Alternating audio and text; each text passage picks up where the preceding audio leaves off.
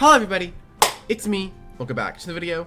Now, in this video, I am going to be going over pretty much all the changes that have happened since I was gone from vacation. I feel like I definitely should have done this sooner, but there's been a few changes that I really want to talk about that I don't think I've seen anyone really talking about, and people might not remember exist.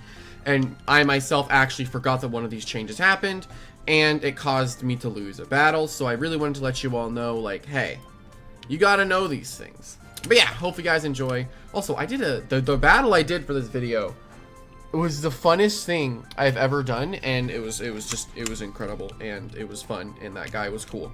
But anyway, yeah, let's hop straight into it. All right, and hopping straight into it, we have what I've been wanting to talk about for a long time, these status changes. Paralysis no longer stuns you, preventing you from attacking. Instead, every positive stat bonus is decreased by 1, but you still lose 50% of your speed. Now, here's the thing. That is really cool because it removes an RNG factor, which we all hate RNG, let's be honest. There's some points where it's like, oh my god, I can win, and you freaking miss. You know, we all hate that. We all hate it. So removing RNG as a whole is a really good way to make battles a lot more competitive, and reworking paralysis in this way is really nice. So essentially, if you become paralyzed, any stat bonus that you get is decreased. So if you use enlightenment while you are paralyzed, it will literally do nothing, because enlightenment is +1 magical attack and +1 magical defense, and since it decreases positive stat increases by 1, then it's not gonna do anything. And I am not sure if then every negative status condition it decreases it. I'm not entirely sure, but I'm pretty sure it's only positive stat bonus, and you still lose 50% of your speed. So yeah, basically you're still gonna be slow. It doesn't really affect a lot of things with priority, which is pretty nice, and overall it makes paralysis a more well-balanced status condition, so it's just not stupid anymore, you know, it's not just dumb. So yeah, and there's actually another status condition change I want to talk about. It is actually going to be the frozen status. Whenever this Doodle uses a support move, they will lose 1/8 of their health. It says 1/8, I'm assuming it means 1/8, and it no longer prevents you from attacking. Thawable by using a fire type move, doesn't thaw out otherwise. So basically, if you're frozen and you're a supportive Doodle, you're not gonna be able to click a lot of support moves, which is another really good rework to an annoying status condition. I feel like paralysis is way more used in frozen though. Now, what's really good about this is that if you can inflict freeze on something that's meant to be supportive and it doesn't have any fire type moves, that thing's not going to be supportive for very long. Freezing something like a Nimbell would be insane, because all of a sudden now that thing can't use Lewis Prayer, it can't heal because it would just lose health.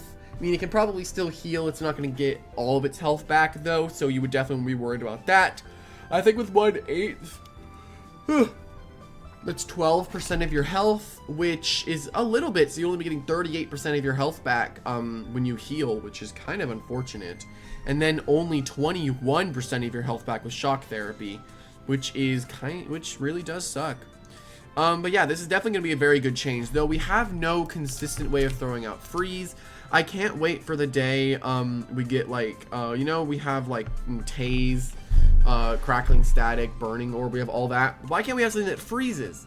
You know, I don't feel like a whole lot of things in this game actually freeze, but I really want freeze to kind of be a status condition that exists, because I barely ever see it because it's an RNG reliant status condition.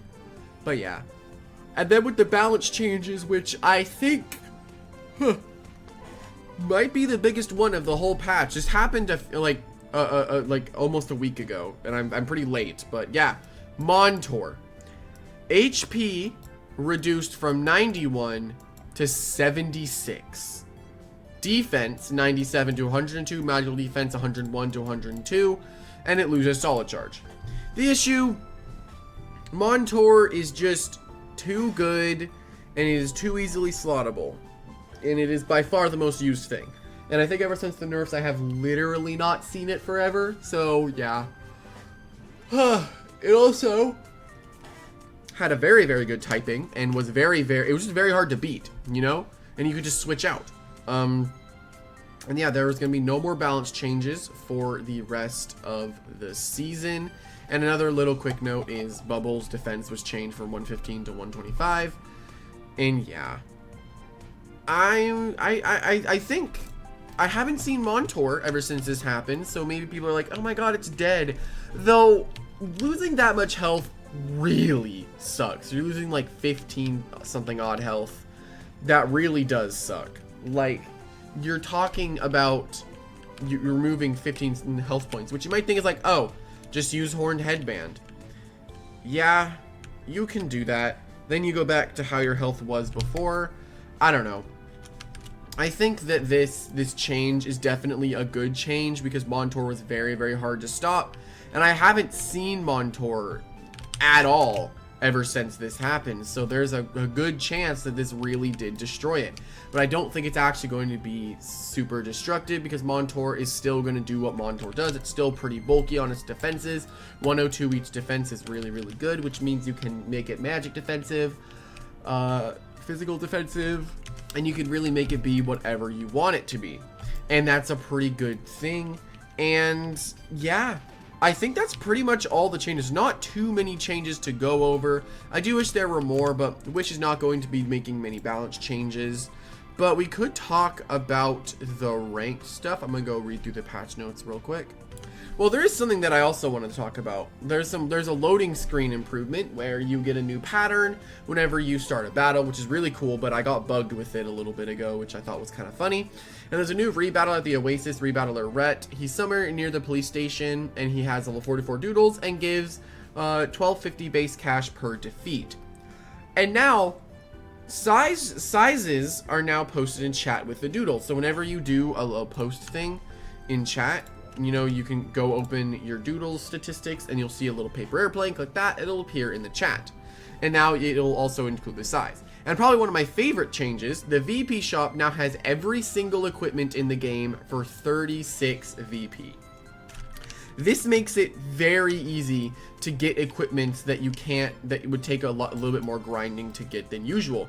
Like I can finally get a sun-drenched hat, a tinfoil hat. I can finally do all the stuff like that I've always been wanting to do. But yeah, I think that's a really, really good change, and now you can get your equipment easier. And yeah, and he also changed Rebattle the Ret like almost instantly. So yeah, but I think with that is pretty much all of the balance changes and some interesting stuff that you would want to talk about. I'm not really sure what else there's to talk about. There was a Chemical Cleave and Devour going through Scapegoat that has changed.